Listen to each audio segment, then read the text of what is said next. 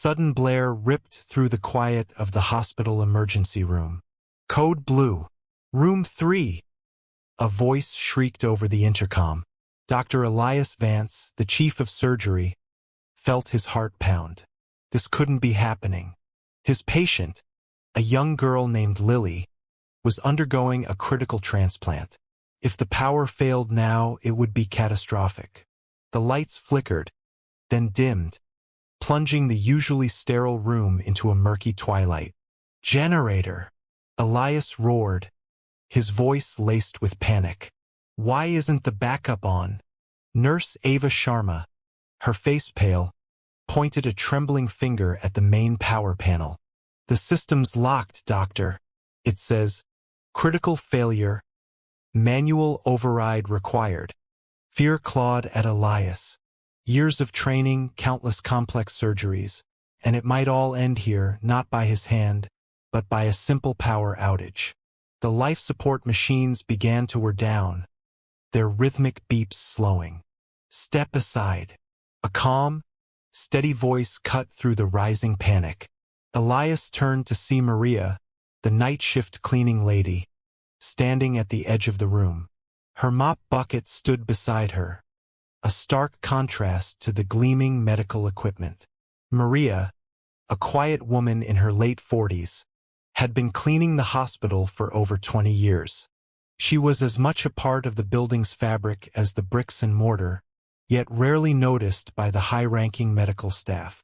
"I know this panel," Maria stated, her gaze unwavering. "I clean it every night. I've seen them fix this before." Ava let out a nervous chuckle. "Maria, darling, this is a multi-million-dollar system. We're talking about a patient's life, not a clogged drain." Elias, desperate, looked at Maria. Her eyes held an unusual clarity, a quiet confidence he hadn't expected. You know how to operate this?" he asked, his voice strained. "I know how it works," Maria replied simply. "And I know how to get it working again. Just tell them to follow my instructions." The silence in the room was chilling. Doctors and nurses, their faces etched with doubt, stared at Maria. How could a cleaning lady possibly understand the intricate workings of a hospital's central power system? Elias's mind raced. Lily's heart rate was dropping. He had no other options. "All right," he conceded, his voice barely a whisper. "Everyone, listen to her. Maria, what do we do?" Maria took a deep breath, her hands, calloused from years of scrubbing, moving with surprising precision over the complex panel. "Dr. Vance, bypass the main circuit breaker on the auxiliary board. Nurse Sharma, find the override key in the locked cabinet beneath the diagnostic console. Then turn it to emergency when I tell you." The medical staff exchanged incredulous glances, but Elias, seeing the unwavering focus in Maria's eyes, barked orders. "Move, now!" As Maria directed, the highly trained professionals, accustomed to leading, found themselves following the precise instructions of the cleaning lady. Each command was clear, concise, and unexpected. "Now, Nurse Sharma, turn the key," Maria commanded. With a click, the lights in the room surged back to full power, and the life support machines whirred back to life. A collective gasp of relief swept through the room. Lily's heart monitor began beeping steadily. Elias stared at Maria, speechless. How did you know?" he finally managed to ask. Maria simply smiled, a tired but knowing smile. "I observe, always, and when you clean a place for 20 years, you learn its secrets. Every wire, every panel, every hum and click tells a story." The next few days were a blur for Elias. Lily was recovering, thanks to Maria's quick thinking. But the incident had shaken him to his core. He, the brilliant chief of surgery, had been helpless, while an invisible member of his staff had held the key to salvation. He couldn't shake the image of Maria, calm and competent amidst the chaos. He sought her out during her night shift, finding her meticulously polishing a brass railing. "Maria," he began, I want to thank you. You saved Lily's life." Maria nodded, continuing her work. "It was my duty, doctor, like keeping the floors clean." "But it's more than that," Elias insisted. "You understood that system better than my top engineers." Maria paused, looking out a window at the sleeping city. "My father was an electrician. He taught me about circuits, about how things connect. I learned that everything has a purpose, even things you can't see." Elias saw a flicker of something in her eyes, a deep well of intelligence he had completely overlooked. Why are you a cleaning lady, Maria?" Maria's smile tightened. "Life takes unexpected turns, doctor. Sometimes you do what you must to survive, to take care of those you love." Elias couldn't dismiss Maria from his mind. He delved into the hospital's old employment records, discovering a surprising detail. Maria had once been enrolled in an advanced engineering program years ago, before suddenly withdrawing. He scheduled a meeting with Dr. Evelyn Reed, the hospital administrator, a stern woman known for her strict adherence to protocol. "Evelyn, we need to talk about Maria," Elias began. Evelyn raised an eyebrow. "Our best night shift cleaner? What about her?" Elias recounted the incident in the ER, Maria's precise instructions, and her astonishing knowledge of the power system. Evelyn listened, her expression gradually shifting from skepticism to a grudging interest. "An engineer, you say? Why was she cleaning here?" Elias explained what he'd found in her file. Family emergency, a sick parent, no financial support. She dropped out to work. Evelyn's gaze softened, a rare display of empathy. "A shame. Such talent wasted." "Not wasted," Elias corrected her. "Just redirected.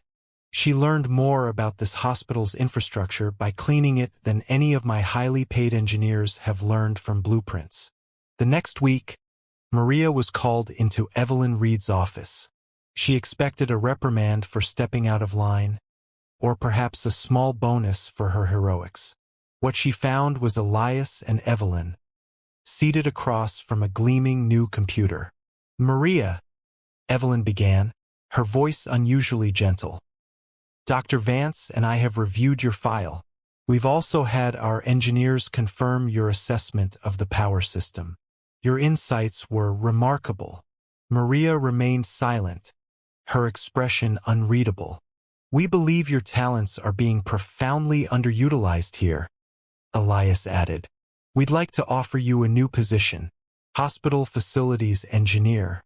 Full training, competitive salary, and a team to manage." Maria's eyes widened. She stared at the computer, then at Elias, then at Evelyn. "Me? An engineer? You're already doing the job, Maria," Evelyn said with a rare smile. "We're just making it official." Maria felt a warmth spread through her chest, a feeling she hadn't experienced in decades. Recognition. "Thank you," she whispered, tears welling in her eyes. "Thank you both."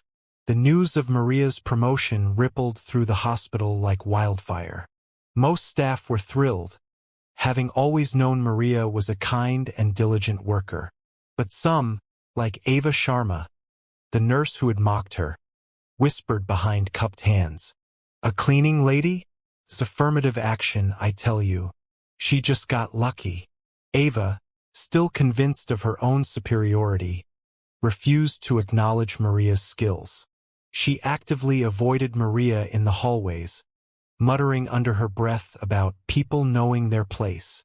What Ava didn't know was that Maria, from her years of invisible observation, knew more about the hospital's inner workings than anyone. Every shortcut taken, every safety protocol ignored, every questionable medical supply ordered. Maria had seen it all. She had learned to anticipate problems, not just clean up after them. 6 months later, Maria, now confidently wearing a crisp white engineer's coat, was a revelation. She streamlined maintenance schedules, identified dozens of outdated systems, and implemented energy-saving protocols that saved the hospital millions. She even developed a predictive maintenance program that prevented several near-critical failures, using the same observational skills she honed as a cleaner. Elias Vance, her biggest champion, often consulted her on logistical challenges, marveling at her pragmatic solutions. "You see things no one else does, Maria," he often said.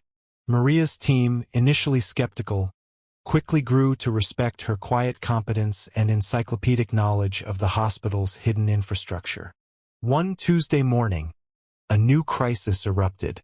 A critical water pipe burst on the 7th floor, threatening to flood the entire surgical wing. Engineers scrambled, but the blueprint systems were outdated, showing incorrect valve locations. Panic spread through the hospital. "We're going to lose the operating rooms," a frantic voice yelled. "Maria," Elias called out, spotting her calm presence in the chaos. "The blueprints are wrong. We can't find the main shutoff valve." Maria, without hesitation, pointed down a dimly lit, rarely used corridor. "Third door on the left, doctor. Behind the old electrical panel. There's a red handle. Turn it clockwise, twice." Ava Sharma, who happened to be nearby, scoffed. "A cleaning lady knows more than the building plans? Ridiculous." Elias, however, didn't hesitate. He raced down the corridor, followed by 2 senior engineers. Within minutes, the gushing water slowed, then stopped. The surgical wing was saved. When Elias returned, he confronted Ava. "That cleaning lady, as you call her, just saved us millions and countless patient lives with her knowledge." Her knowledge, Ava, not a piece of paper. Ava's face turned crimson. The humiliation was public and undeniable. That same afternoon, Ava Sharma submitted her resignation. She couldn't face the quiet dignity of Maria, whose competence had just shattered her arrogance. Maria, hearing the news, felt no triumph, only a quiet sense of purpose fulfilled. She was too busy directing the cleanup, ensuring every inch of the flooded corridor was safe and sterile. A year later, Maria was promoted to Director of Facilities, a position that put her in charge of overseeing the maintenance and infrastructure of 3 major hospitals in the city. Her story was featured in engineering journals and hospital management magazines. She even started a mentorship program for other hospital staff, teaching them the importance of observation, problem-solving, and continuous learning, regardless of their job title. Elias Vance, now a close friend, often visited her, sharing coffee in her new, spacious office. "You know, Maria," he said one afternoon, "you didn't just save a hospital that day. You redefined what it means to be a leader." Maria smiled, looking out her window at the city skyline. "I just saw the problems no one else bothered to look for, doctor. And I had a good teacher, this hospital itself." Her quiet strength had transformed not just her own life, but the very culture of the institution. She proved that true brilliance isn't always found in degrees or titles, but in the unwavering dignity of a person who simply refuses to be underestimated.